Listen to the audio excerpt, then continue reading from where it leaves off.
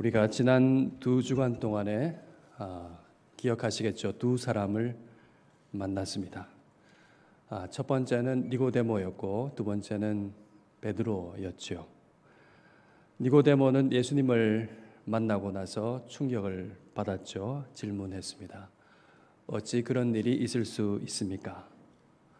그의 질문은 이런 거죠. 하늘의 일을 인간의 지혜로 다 이해할 수 없는 그런 인간의 한계를 드러내는 것입니다. 두 번째는 베드로였습니다. 두 번째, 어찌 그런 일이 있을 수 있습니까? 라는 질문은 예수님을 3번 부인하는 베드로를 우리가 보면서 우리가 했던 질문입니다. 우리가 조금은 이해할 수 있었죠. 그러나 질문은 계속 남습니다. 결국 이 두 번의 질문이라는 것은 종합하면 이런 거겠죠. 다 이해할 수도 없고 또 안다고 했고 믿는다고도 했지만은 감당할 수 없는 그런 인간의 현실을 온전히 드러내는 것이라 할 수 있습니다. 그때 예수님은 니고데모의 질문에 이렇게 대답하셨습니다. 어째서 그런 일이 있을 수 있습니까? 라고 했을 때 예수님께서 하신 대답이죠. 모세가 광야에서 뱀을 든 것처럼 인자도 들려야 할 것이다. 이는 그를 믿는 자마다 영생을 얻게 하려 하심이니라. 오늘 말씀은 그때 예수님께서 대답으로 말씀하셨던 바로 그 장면입니다.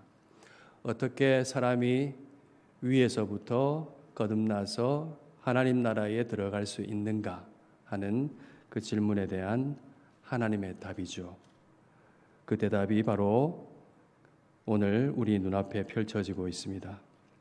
인자가 십자가 위에 들려 올려진 장면입니다. 오늘 본문은 특별한 것인데 왜냐하면 그리스도의 십자가를 생생하게 본 목격자의 기록이기 때문에 그렇습니다. 요한복음을 기록한 사도 요한이 십자가 곁에 서 있습니다. 26절에 나와 있는 예수님께서 사랑하시는 제자로 표현되어 있는 이 제자가 바로 요한 자신이었습니다. 그 당시는 그 역시도 이해할 수 없었죠.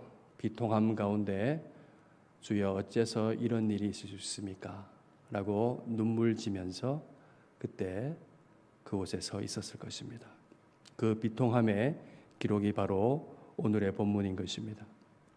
사도 요한이 오늘 자기의 증언을 통해서 오늘 본문을 통해서 우리에게 하고 싶은 말이 무엇일까요? 35절에 그것이 나타나 있습니다. 이를 본 자가 증언하였으니 요한이겠죠. 그 증언이 참이라 거짓말이 아니라는 얘기입니다.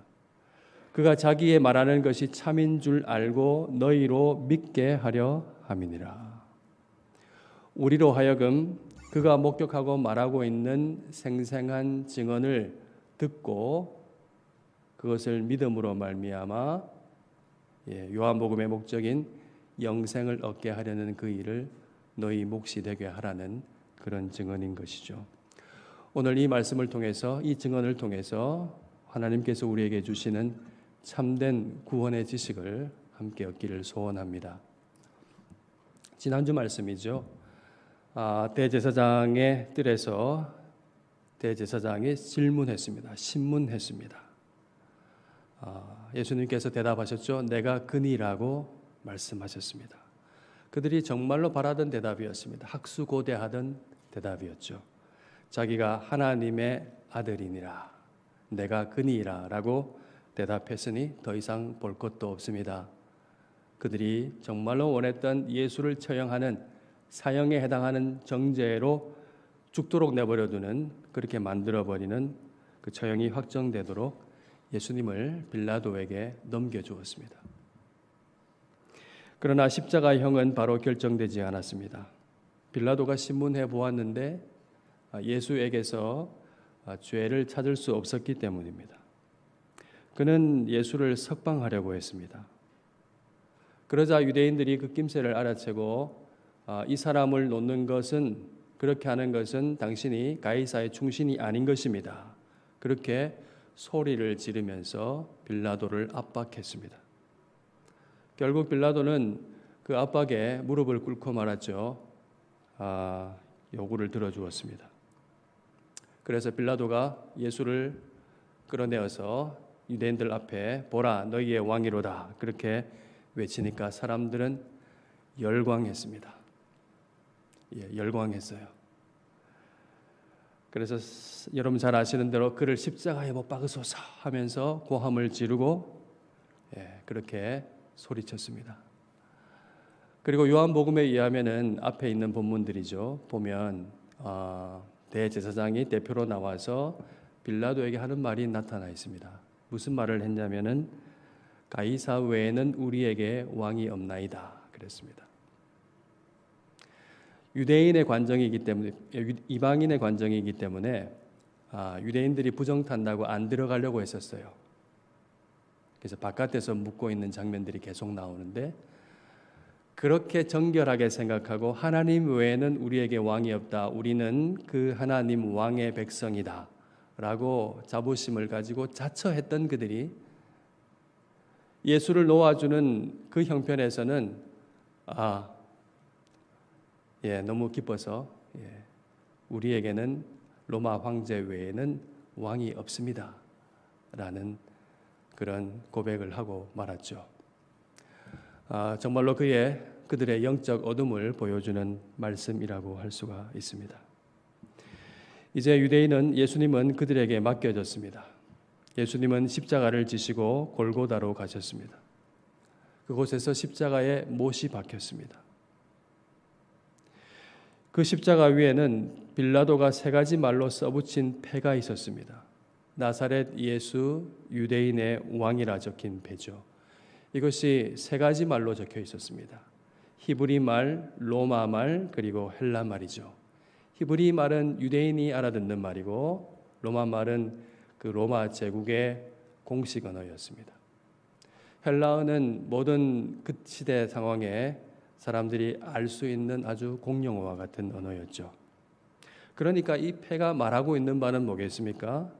조롱이기는 하였지만은 모든 사람에게 말하는 것입니다. 알아들을 수 있는 말로 예수가 유대인의 왕이라고 선언하고 있는 셈이었던 것입니다. 지나는 유대인들이 이 팻말을 보고 몹시 마음에 거슬렸습니다. 기분이 매우 나빠서 빌라도에게 가서 요구했습니다. 자칭이라는 말을 삽입해달라고, 자칭 유대인의 왕이라고 써달라고 요구를 했습니다. 뭐죠? 예수가 악한 거짓말을 했기 때문에 지금 이 몰골로 십자가에 달려 있다는 것을 확실하게 해달라는 것입니다. 그러자 빌라도가 내가 쓸 것을 썼다고 하면서 그들의 요구를 거절했습니다. 이것은 자신들을 압박했던 유대인들에 대한 모종의 복수심이라고 할 수 있겠죠. 그리고 예수님을 신문해 보았지만은 죄를 찾을 수 없었던 그런 진실에 대한 그의 마지막 자존심이라고 할 수 있을 것입니다. 여러분, 결국 이 요한이 이 증언을 하고 있는 것, 이 장면을 통해서 무엇을 말하고 있다고 볼 수 있겠습니까? 로마의 재판권자가 공식적으로 아주 공개적으로 모든 사람이 알아들을 수 있는 말로서 예수가 왕이라고 선언하고 있는 것입니다. 로마의 권세자, 권력자 그리고 유대인 지도자들이 자기도 모르는 사이에 예수가 유대인의 왕, 모든 이의 왕이라는 사실을 예언하고 있다는 것입니다. 예수님은 유대인의 왕일 뿐만 아니라 모든 이의 왕입니다. 그리고 이 말씀은 그들의 흉악한 계략과 조롱과 역조건 모든 것 속에서도 하나님의 구원 역사는 막힘이 없이 끊임없이 흘러간다는 것입니다. 이렇게 왕의 모습이 나타납니다. 그러나 문제는 이것입니다. 예수님의 왕권이 이렇게 선언되고 있는데 비참하게 십자가에 못 박힌 몰골로 선포되고 있다는 사실입니다. 세상에 이런 왕권이 어디에 있겠습니까? 왕의 형틀에 못 박혀가지고 죽어가고 있으니 뭐 왕권이랄 게 없죠. 그게 무슨 왕권입니까?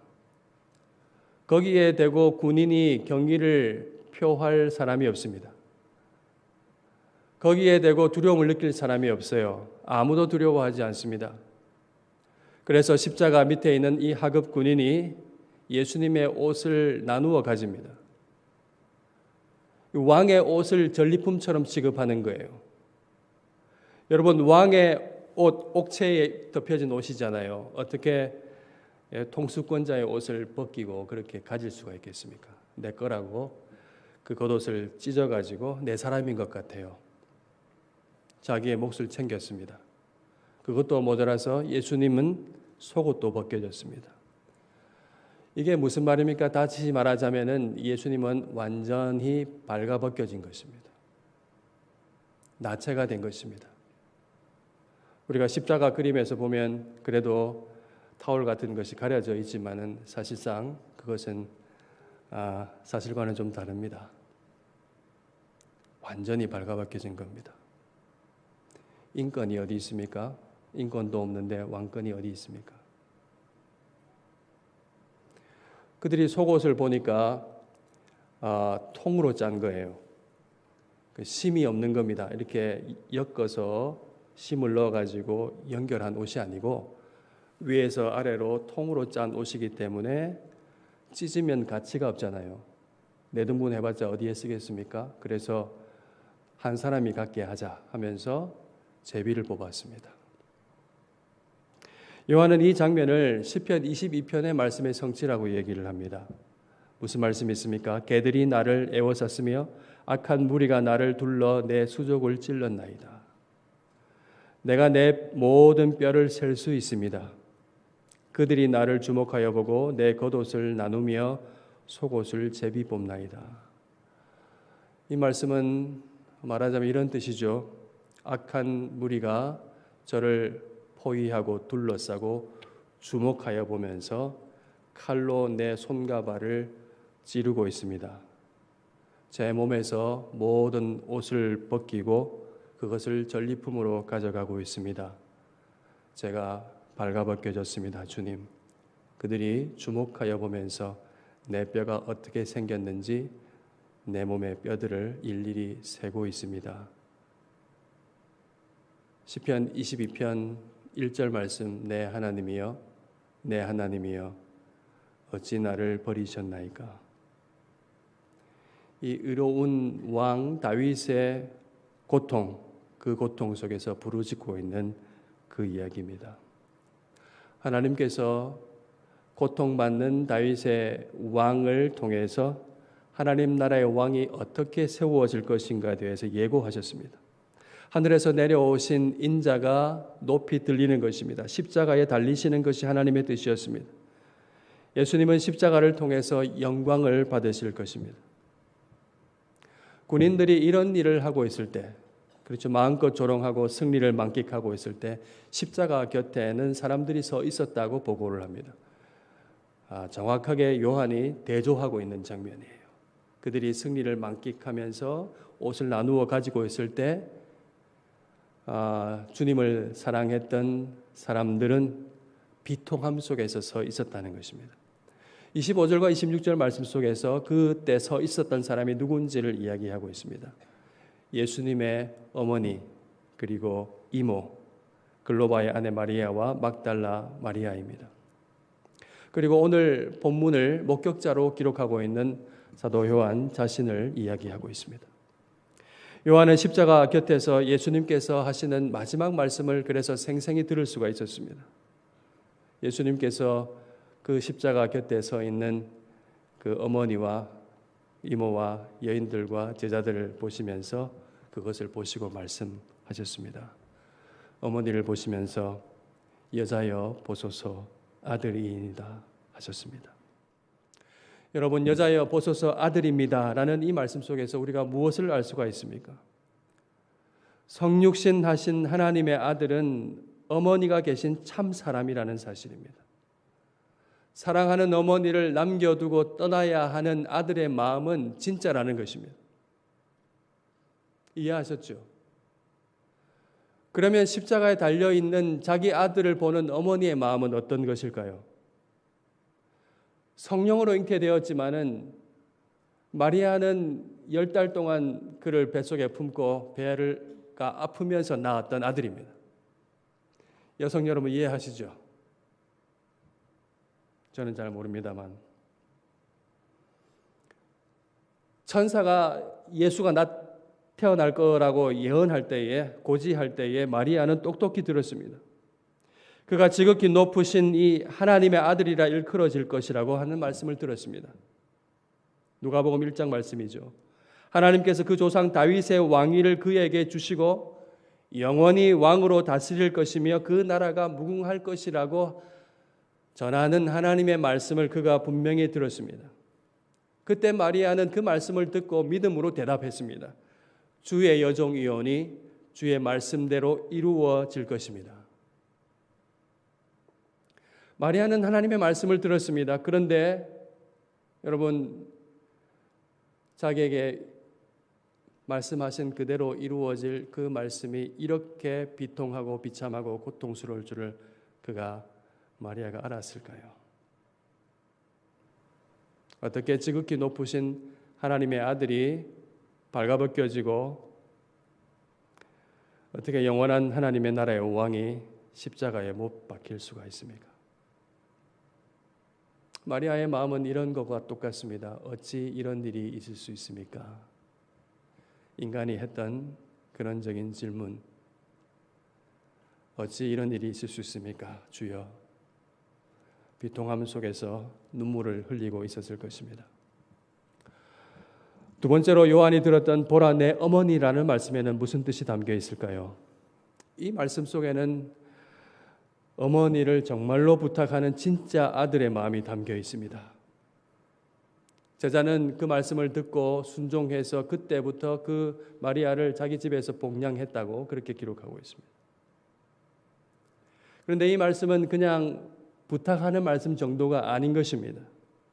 이 말씀은 장래에 있게 될 현실을 두고 하신 말씀이라고 할 수 있습니다.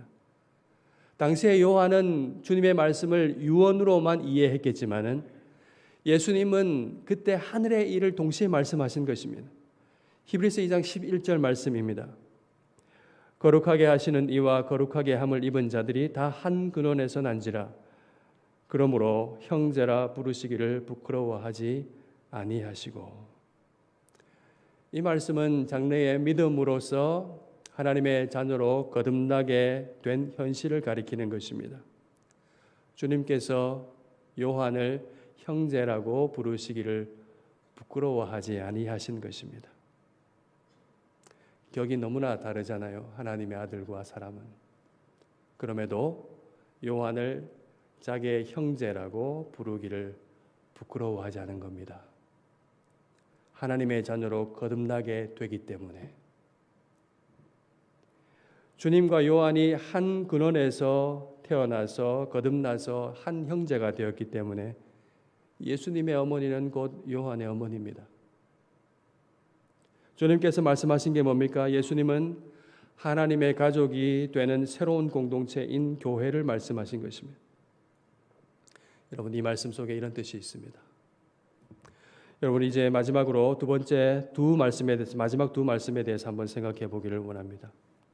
이 말씀 이후에 예수님은 모든 일이 이미 이루어진 줄 아시고 내가 목마르다 그렇게 말씀하셨습니다. 이것도 성경의 성취입니다. 시편 69편 말씀이죠. 그들이 쓸개를 나의 음식물로 주며 목마를 때에는 초를 마시게 하였사오니. 이 말씀 그대로 군인들이 신 포도주를 흠뻑 적셔가지고 그 해면을 우슬초에 메어서 예수님의 입가에 갖다 대 주었습니다. 여러분, 여기서 우리가 큰 것을 봅니다. 큰 역사를 보는 거예요. 요한복음 2장에 가보면 어떤 말씀이 있습니까? 예수님께서 가나의 혼인잔치 첫 번째 표적을 나타내실 때 물로 포도주를 만드셨습니다. 혼인잔치에 포도주가 떨어졌다는 그 불명예를 난감해하면서 먼저 알리신 분이 마리아입니다. 어머니였어요.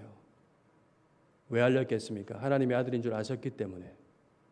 어떻게 좀 해달라고. 물이 포도주가 떨어졌습니다. 예수님은 그때 무슨 말씀을 하셨습니까? 여자여 무슨 상관이 있습니까? 아직 내 때가 이르지 않았습니다. 그렇게 말씀하셨습니다. 예수님이 말씀하신 그때는 언제입니까? 우리가 알고 있습니다. 여러분 바로 지금입니다. 십자가에 달리실 그때를 가리켜 말씀하신 것 아닙니까? 그러니까 지금이 바로 하나님의 아들의 영광을 나타내실 때입니다. 지금이야말로 한마디 말씀 명령하셔가지고 이 싸구려 포도주, 신포도주 말고 최상의 포도주를 만들어 드실 때 아니겠습니까? 그러나 예수님은 십자가에 못이 박힌 채 아무것도 할 수 없습니다. 그런 말씀을 하시지 않습니다. 그저 입가에 가져다 준 그 싸구려 포도주를 겨우 혀를 적실 뿐입니다. 요한복음 4장을 보면은 주님은 전에 사마리아 여자에게 이런 말씀도 하셨습니다. 사마리아 여자에게 우물가에서 너가 내가 누군지를 안다면은 지금 물 좀 달라고 하는 내가 누군지를 안다고 한다면은 너는 나에게 물을 좀 달라고 했을 거다. 그렇다면 내가 너에게 생수를 주었을 것이다. 내가 주는 물을 마시는 사람은 영원히 목마르지 않을 것인데 내가 주는 물은 왜냐하면 그 속에서 영생하도록 솟아나는 샘물이 되기 때문이다. 초막절에도 예수님이 말씀하셨습니다. 물축제가 벌어지고 있는 그 현장 속에서 외치셨어요. 누구든지 목마르거든 나에게로 오너라. 나를 믿는 자는 세상에서 그 배에서 생수의 강이 흘러나오게 될 것이다. 성경의 이름과 같이 그 배에서 생수의 강이 흘러나오게 될 것이라고 말씀하셨습니다. 영원히 목마르지 아니하는 생수를 주시겠다고 하신 분이 지금 목이 마르신 것이죠. 생수의 강이 그 배에서 흘러 넘치리라 하신 그분이 나무에 달려서 그래서 물이 없어서 지금 목이 마르다 말씀하십니다. 어찌 그런 일이 있을 수 있습니까? 어떻게 생수 그 자체이신 그분이 목이 마를 수가 있습니까? 여러분, 여기가 바로 세상이 예리하게 캐묻고 있는 바로 그 지점입니다. 사망과 생명의 경계선인 것입니다. 어째서 그런 일이 있을 수 있습니까? 세상의 대답은 분명합니다. 당연히 목이 마르지, 인간일 뿐이니까. 그렇게 물과 피를 흘렸으니까, 탈수 증상이 왔으니까, 그렇게 많이 흘렸으니까 목이 마른 것이 당연하지. 영원히 목마르지 아니하는 생수가 아니라 싸구려 포도주 한 모금, 그것이 그의 마지막 물이었다라고 그렇게 이야기하고 있습니다. 십자가에서 욕하던 그 사람들의 생생한 대답을 성경 속에서 읽을 수가 있어요. 다른 성경에 나와 있지 않습니까? 그리고 오늘도 십자가 주변에서 같은 조롱을 우리가 들을 수가 있습니다. 세상이 하는 말이 뭡니까? 네가 하나님의 아들이여거든 자기를 구원하고 십자가에서 내려오거라. 그가 남은 구원한다고 하면서 자기는 구원할 수 없구나. 왕이시라면서요. 내려오세요. 내려오세요. 자기를 구원해 보세요. 내려오시면 알겠습니다. 그것 보고 제가 믿겠습니다. 여러분, 이게 십자가 주변에서 오늘날 세상에서 벌어지고 있는 그들의 말이 아니겠습니까? 어찌 그런 일이 있을 수 있습니까?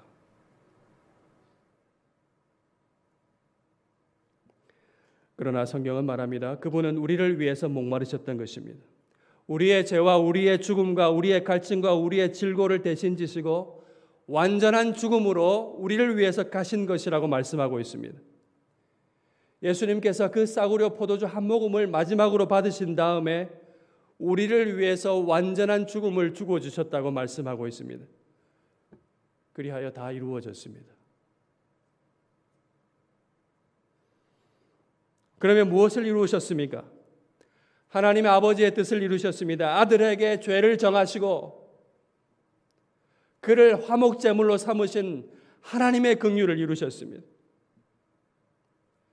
자기 목숨을 많은 사람을 위해서 섬기기 위해서 주시기 위해서 자기를 대속물로 삼으시는 그것을 원하시는 하나님의 뜻을 이루셨습니다. 씻을 수 없는 우리의 죄의 형벌을 아들에게 정하시고 아들은 그 아버지의 죄의 정하심을 그대로 묵묵히 지고 십자가로 가셔서 우리에 대한 하나님 아버지의 자기의 사랑을 확증해 주신 사건입니다. 성경은 이것이 그리스도의 영광이요 하나님 아버지의 뜻이요 하나님의 영광이라고 말씀하고 있습니다. 모세가 광야에서 뱀을 든 것 같이 인자도 들려야 하리니 이는 그를 믿는 자마다 멸망치 않고 영생을 얻게 하려 하심이니라. 예수님은 우리에게 영생을 주시기 위해서 우리를 찾아오셨습니다. 하늘의 영광을 버리시고 참 사람이 되시고 도리어 죄의 형상, 종의 형상을 가지시고 자기를 비우시고 낮추시고 종이 되시고 십자가에 죽기까지 복종하셨습니다. 이 순종으로 영원히 하나님과 원수된 우리를 하나님과 화목하게 하시고 하나님을 만날 수 있게 하시고 교제하게 하시고 주님과 연합하는 생명을 누리게 하셨습니다. 영생을 주셨습니다. 주님은 십자가에서 자신의 소명을 완수하셨습니다. 그 마지막 한 모금 마지막으로 받으시면서 내가 목마르다. 그리고 그 다음에는 다 이루었다.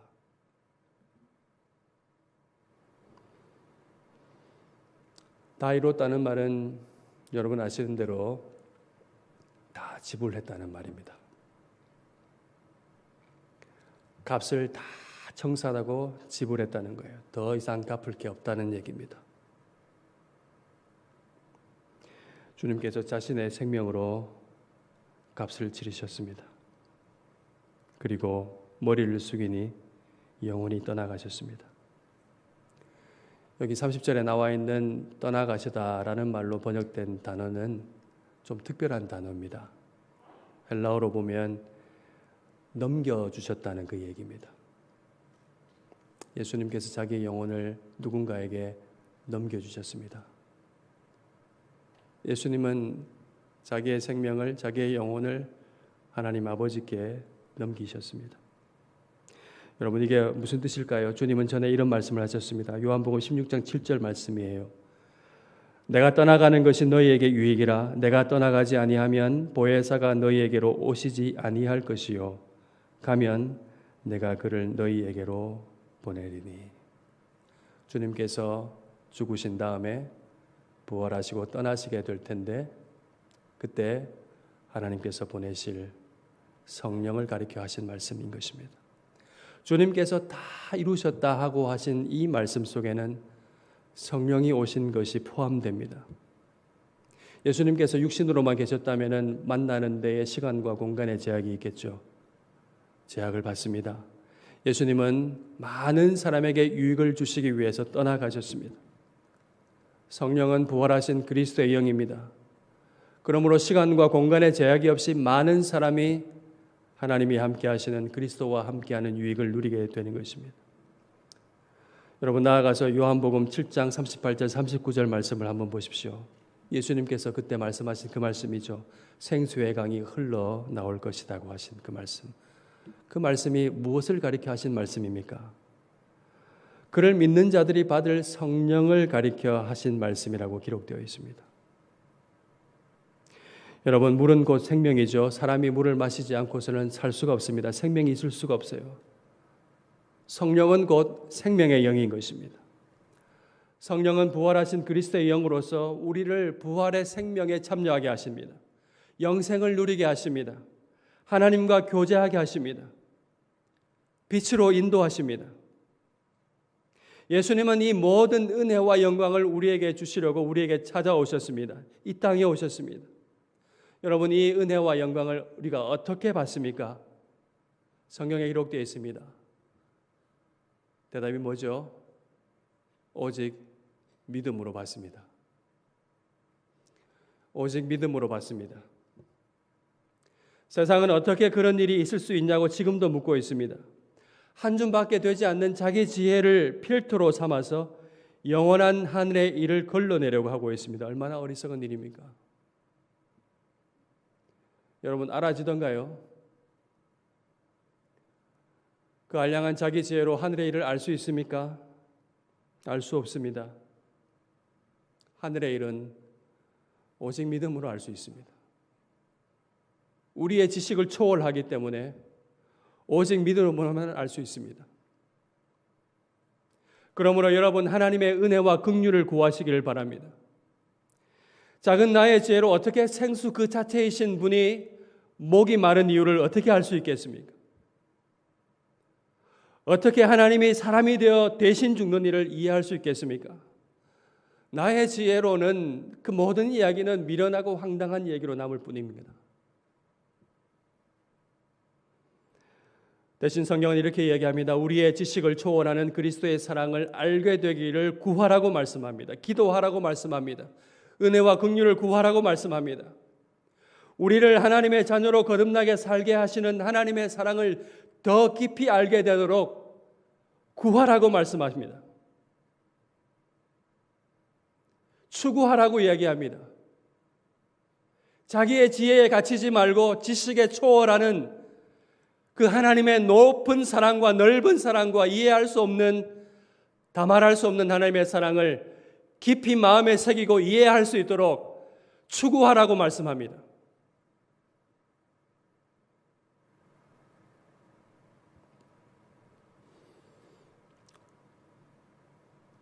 우리를 형제라 부르시기를 부끄러워하지 아니하시며 보라 내 어머니라고 하시는 그 주님의 신비로운 그 마음, 그 달교 오묘한 그 말씀을 우리가 깊이 깨닫게 되기를 주님께 구하시기를 바랍니다. 여러분, 성령은 생수를 마시게 하는 영입니다. 생명의 떡을 먹게 하는 영이에요. 우리에게는 은혜와 영광이 주어졌고 원하면 생명의 떡과 생명의 생수, 그 살리는 음료를 먹고 마실 수가 있습니다. 원하기만 한다면. 우리에게 있는 은혜와 영광이 너무나 크고 놀라운데도 불구하고 성령을 따르지 않는 사람이 많습니다.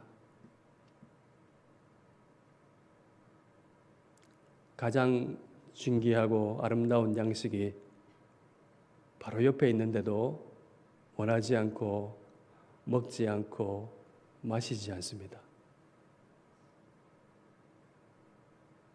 그러면서 어찌 이런 일이 있을 수 있습니까? 라고 슬퍼합니다.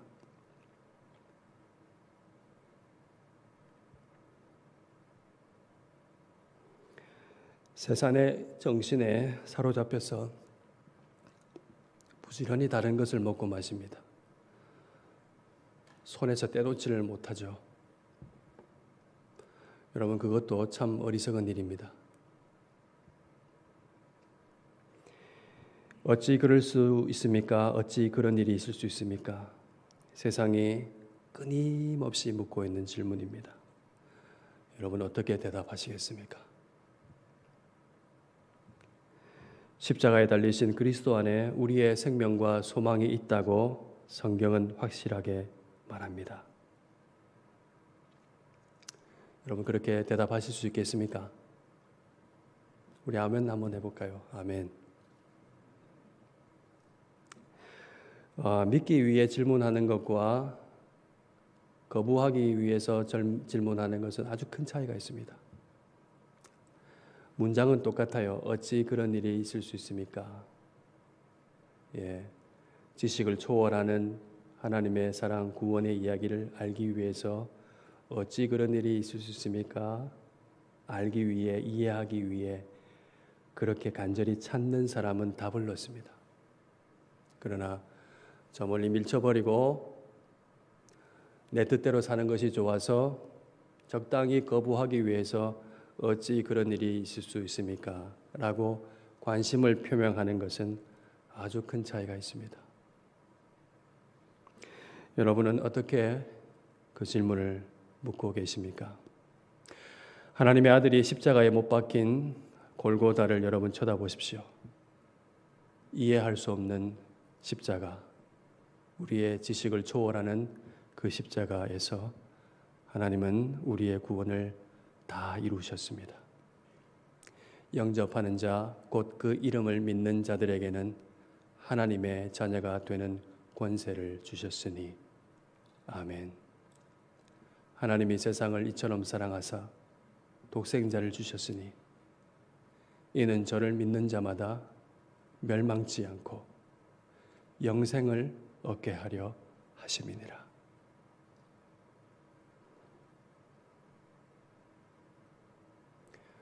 심대하고 중요한 질문, 그 말씀을 읽었습니다. 여러분, 지금이 은혜 받을 때요 구원의 날입니다. 이 복음의 말씀을 깨닫게 되기를 원합니다. 이와 아울러 이 사실을 우리가 함께 기억하면 좋겠습니다. 우리의 삶에 이런저런 힘든 일이 생기고 어찌 이런 일이 있을 수 있습니까 주여라고 하는 탄식이 흘러나올 때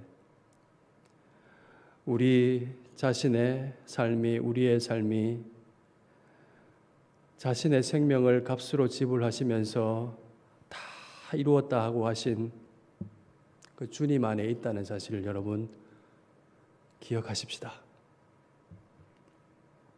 주님은 참 사람으로 오셔서 그 모든 고난과 능력을 받으셨기 때문에 우리의 고통을 잘 아십니다. 그분은 위대하신 왕이십니다. 그분은 선하게 우리를 다스립니다. 어찌 그런 일이 있을 수 있습니까? 라고 탄식하게 될 때조차도 우리는 하나님의 선하신 다스림 안에 있다는 사실을, 다 이루신 하나님 안에 있다는 사실을 믿음으로 기억할 수 있기를 바랍니다. 십자가 위에서 다 이루었다 하신 사랑의 주님을 바라봄으로 영생을 오늘 누리는 하나님의 자녀로 살아가는 저와 여러분이 되시기를 주님의 이름으로 간절히 축원합니다. 아멘.